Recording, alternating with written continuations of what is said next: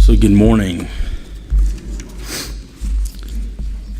So in thinking about what kind of message the youth group would bring to you guys this morning, it was pretty clear to us that we have a large group this year of seniors who are going to be transitioning out of the youth group and into moving into the world of adulthood, and so we felt like there was a message there for them to share with you today. So in preparation for what they have to deliver you, I had a little something to say about that.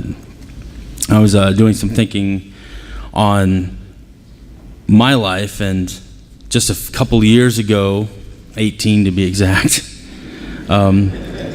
I was also in their shoes, in the same position, in a similar position anyways, preparing to transition from a life of a high school student, living at home, very confident outwardly about my understanding of the world and about how it worked. Some would say maybe a little arrogant. Not that any of these kids are arrogant. I was. But inwardly, I think I was a little nervous, and I pretty unsure of where I was spiritually, and I didn't really know what God wanted for me and what God intended for my life to be. I didn't even know if I was really asking that question. I was asking a lot of questions, but I don't know if I was specifically asking that question. And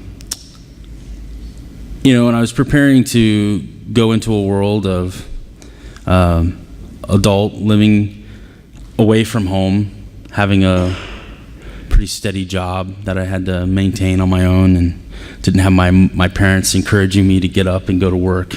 I had to do that on my own, and facing the consequences of my decisions, good or bad. If I chose to blow my money for the week, I might be eating ramen noodles instead of Big Macs, or not that not that one is that much better than the other, but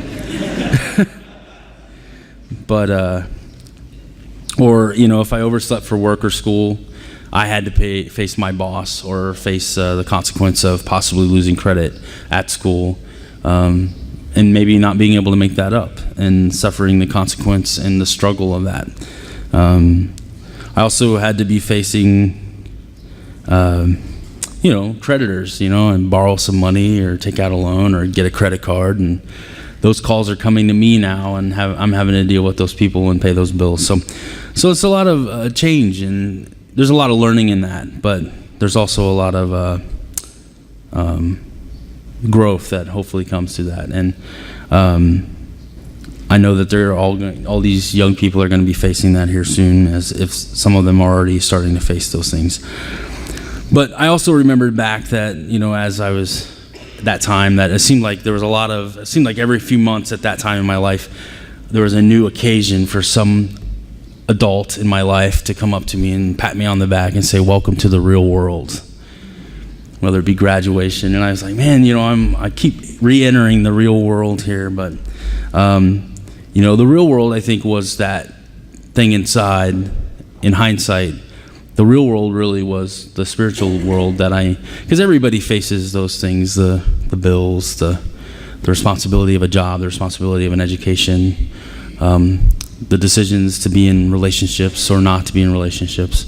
But, our walk with Christ is something that, hopefully these young people are also going to be transitioning to, and their walk with Christ as an adult, not just as someone under their parents' guidance all the time, but also someone who is making those decisions and deciding who they're going to be and what they're going to be doing for Christ as an independent adult. Although I felt like I knew where I was headed in my career and education and aggressively pursuing those things, I really didn't understand how to pursue God. I did know that he was absolutely pursuing me. So within a few years, God put this woman in my life, Jessica, who is my wife now, but if I would have looked back then and looked at the situation, I would have not really considered that a possibility, because this is a woman who, from the first time I met her and mentioned going out with her, the statement from her was, well, that might happen, but you need to know that that wouldn't be considered a date. So that seemed like a pretty clear message to me, so that she wasn't interested. But, God was preparing a situation for me, and God was making a path. And that path ultimately, after, a year and several months and a few months away from school, and Jessica was away from school for a while, we kept coming back together and as friends, lunch buddies. We had a small group of friends that ate lunch together and would, do that. And we kept coming back together, and God kept drawing me back to this woman, and I'm embarrassing her, I'm sure, right now, but but it just goes to show that you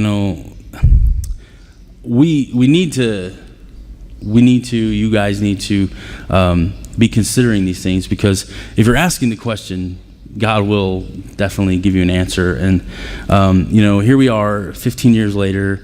Jessica and I are happily married most of the time.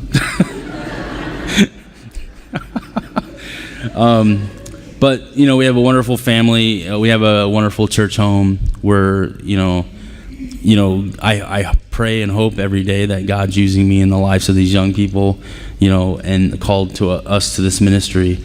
And so that was a significant transition in my life that I wanted to share with you. That going from this young, confident, cocky young man in my worldly side of life, and you have those things, we have to live with those things, and being incredibly unsure of my spiritual life, to having a purpose and leading me to today, where I feel very strongly about my purpose to be involved in these young people's lives, my own children's lives, and this church in different ways and different aspects. I would like to also point out, as we were coming to the decision to share this message with you today, it was very clear to us, and this isn't like an epiphany by any means, it shouldn't be, that the Bible's full of transitions, and people, transformation is really a huge theme in the Bible, because we have to be transformed. Romans 12:2, make sure he's got it up there, he's good, pretty much tells us that this is how we're supposed to be and how we're supposed to live. Do not conform to the patterns of the world, but be transformed by the renewing of your mind. Then you will be able to test and approve what God's will is, his good, pleasing, and perfect will. Humble, serve in the body of Christ. So, we're called to be transformed. Transition is not an option. It's going to happen in our lives, and these young people are gonna face transitions all through their lives. I'm gonna face more transitions in my life. Everyone out here is. I just hope and pray that through those transitions, we grow closer to God. And we've asked the seniors of our group, which I will say, Mitch Schroeder was supposed to be here today, but he is actually going through some of those transitions now as a young person moving towards manhood. He works third shift on the weekends, so he was up working all night and has to go back into work today. So we're sorry that he couldn't be here to share his message with you, but I think even in that, there's a message of that transition and that adjustment into adulthood. But we would just like to share these young people's story with you. We asked them to kind of look at their lives and where they've been, where they're at, and kind of where they're headed. And so with that, I would like to have Luke, come up and share his message. Good morning. As I look forward to the transition ahead of college, I can't help but reflect back and look back on other transitions in my life, and especially look back to the first major transition in my life, which was moving to Ohio. Even at such a young age, I remember being rather nervous and apprehensive about moving to a new place. I wasn't sure whether I was gonna make friends, whether people would like me, typical apprehensions. But right away, I seemed to find my place, and I seemed to find friends pretty fast. And the love and support that this church has shown to me personally and to my family have gotten me personally through a lot of hard times, and I can't thank you all enough for that. And so when I look back on that major transition, although I didn't realize it at the time, God was so faithful to me, and He blessed me in so many ways, giving me good friends, a good church home. There are so many ways that God touched my life through that transition. And so knowing that, looking forward to the immediate future, heading off to college, I'll admit it's a scary thing to think about. I'm heading off to a place a few hours away from home where I don't know anybody, and I'm taking classes that I'm not positive I'll pass. But when I look back on the past and how God has been faithful to me, I have a comfort and I have a knowledge that He'll continue to be faithful to me because He always has. And then looking even farther into the future, as I attempt to achieve my goal of becoming a music/worship pastor, it's, again, a very scary thing. The unknown is frightening, and it's unnerving just to think about starting a career and starting a life in the not so far away future. But again, looking back to how God has blessed me and touched my life in the past, I'm comforted in the knowledge that He'll always be there for me because He always has, and He promises in His word that He will. So with a lot of prayer and a lot of help from God, I'm confident that I can step forward into the rest of my life and continue to do His will and be blessed in it. Thank you.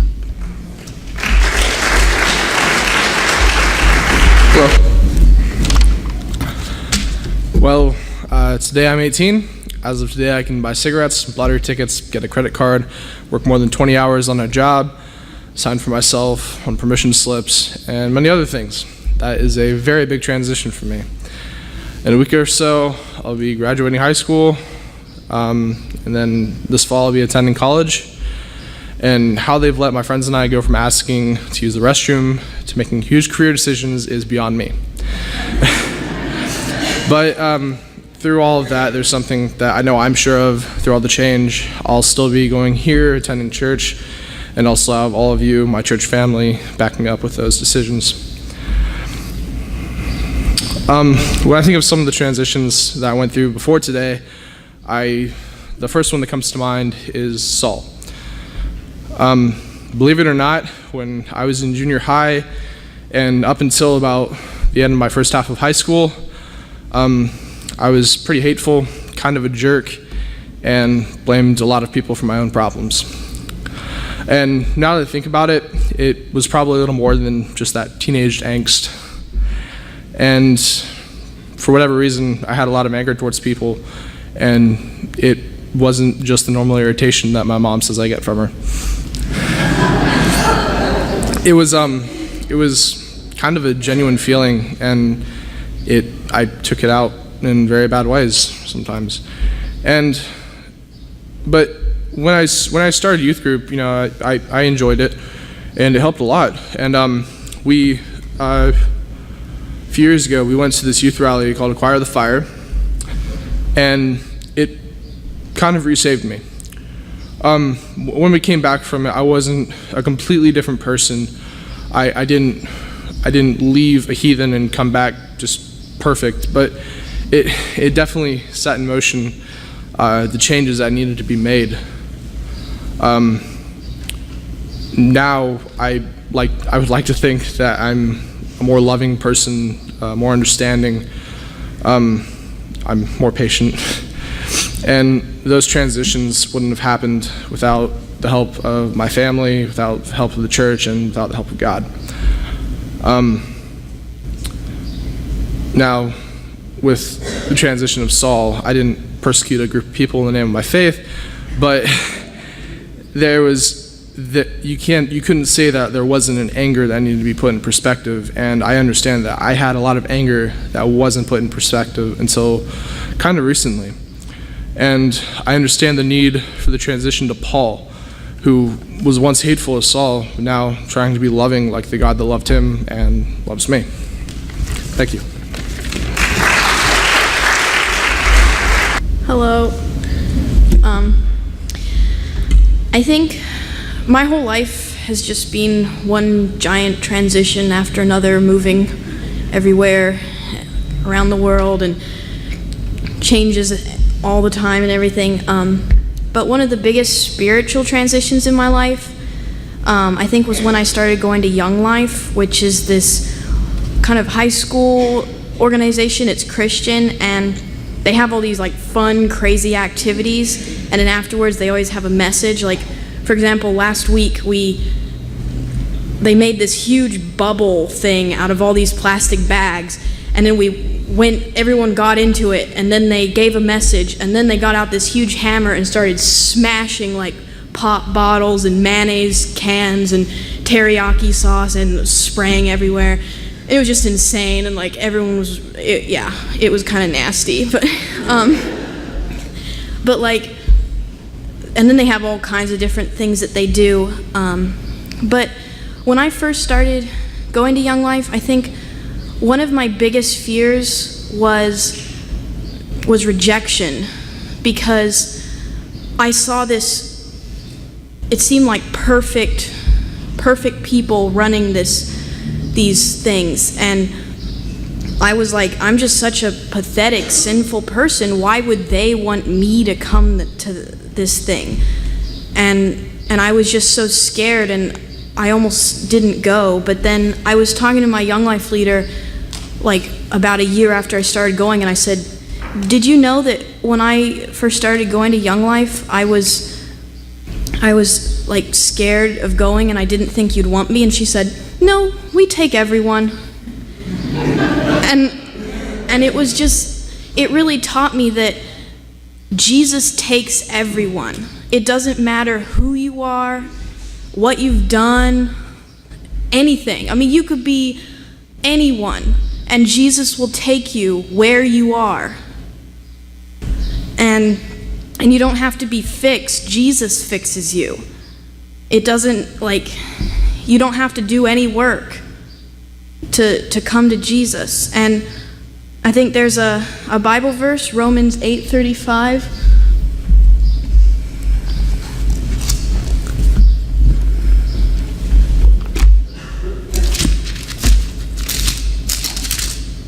Hold on.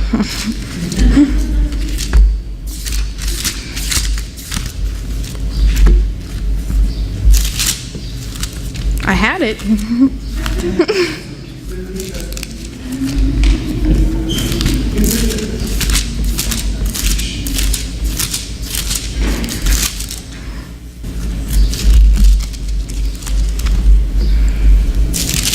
Romans 8:35 through 39, it says, who shall separate us from the love of Christ?